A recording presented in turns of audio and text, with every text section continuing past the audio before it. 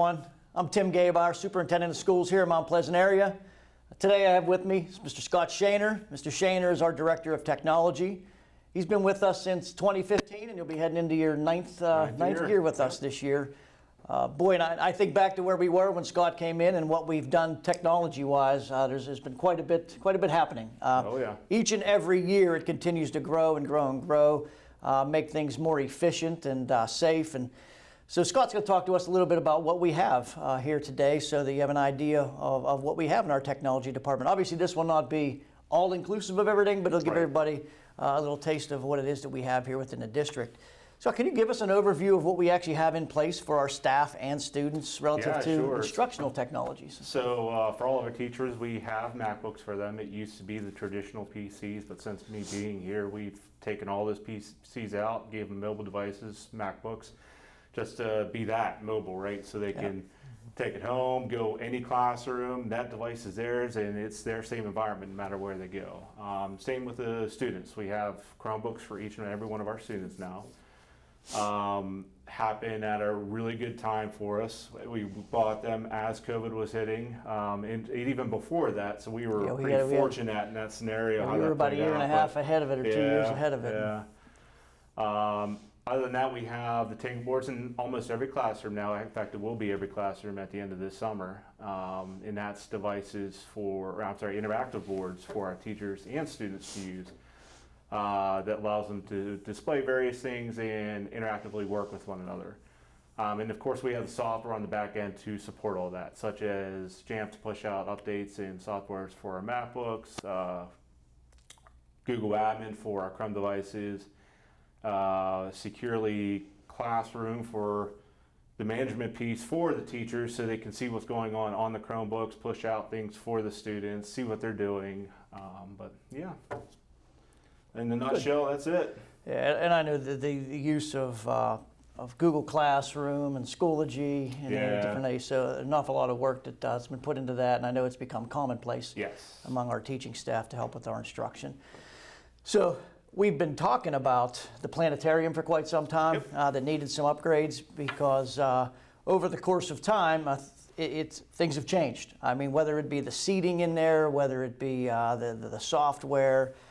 So we invested nearly $100,000 over the course of the last couple of years to really get our planetarium up and running. It's one of the few in Western Pennsylvania like it is within a school. So wanted to bring that back, and boy, it's come a long way. Oh, absolutely it has. And I know you've been heavily involved in its implementations. Can you talk to folks a little bit about what has been involved with that implementation? I know there's been teachers in over the summer to get some training, and what that might look like for us moving forward. Absolutely. So our old planetarium was a unit that was easily 20 years old. It was a fixed 20-year-old Spitz unit that had a mechanical piece in the control board that was easily the width of this room. It was pretty crazy, but it is now condensed almost into a projector. And what's nice about it is that projector is mobile for us now. So our planetarium looks amazing, of course, under our fixed dome that we have.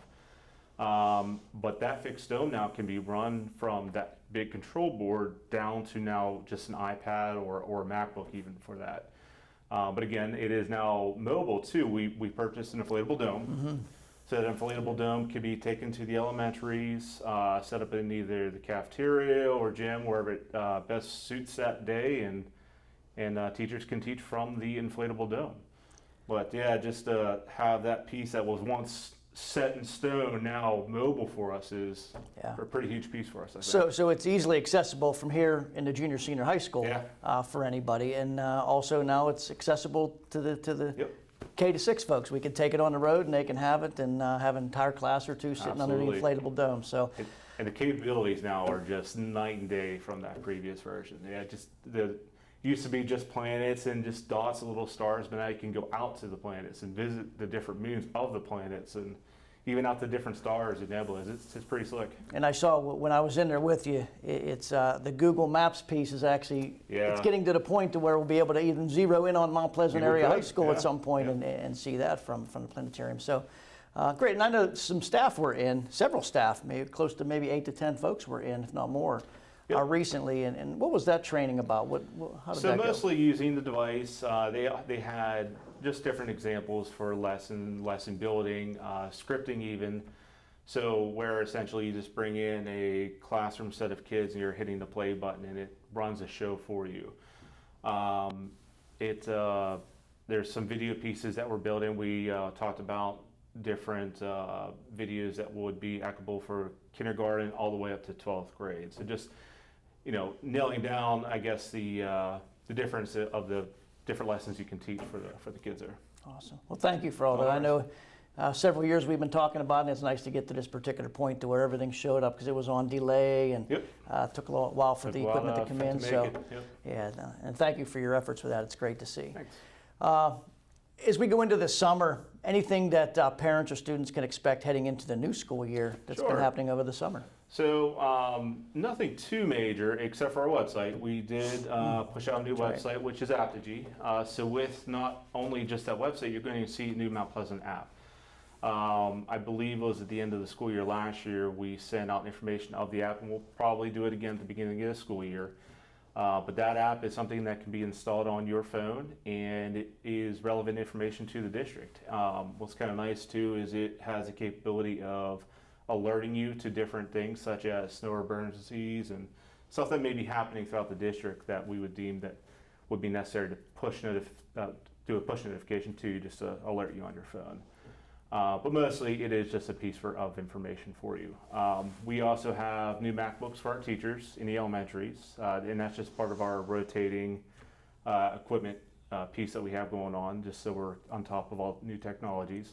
And then we also have new Chromebooks for our Ramsey students. Good. I mean, heading back to the Apogee, we used to contact families through Blackboard Connect. Now all of our communications will come through Apogee. Yep, that's correct. It'll be very similar from your end as far as the phone calls are, but there will be text. There are, I know there are, Dr. Hudson sends out several notifications on our live feed and news, which actually pushes out to Facebook and Twitter and other social media that you might be comfortable with. So when you come to Welcome Back nights, we'll make sure there's information there if you've not had the opportunity to get on Apogee and get your account set up so that you can receive whichever ones you choose to receive, from Apogee. Absolutely. So, good.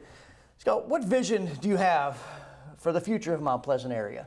I know we've set that vision each year. We revisit it, and then we've followed that roadmap, and it's been very successful. Where do you see us going over the next couple of years? So it's always a tough one. It's always difficult to see what next year is going to bring. You and I had that conversation last year, and I know we talked about virtual reality, because that was the biggest piece. But today, as it stands, it's AI. AI is the biggest thing now, and trying to figure out what that brings to our learning environment is an interesting topic, and a difficult one at that, because it's and you got two ends of the spectrum. Like, hey, how can I use AI to cheat? And then you got, hey, how can I use AI to augment my teaching and use it in a very positive way? So it's going to fall on us to figure out what that looks like, and I'm excited about it. Honestly, I see it as a plus mostly.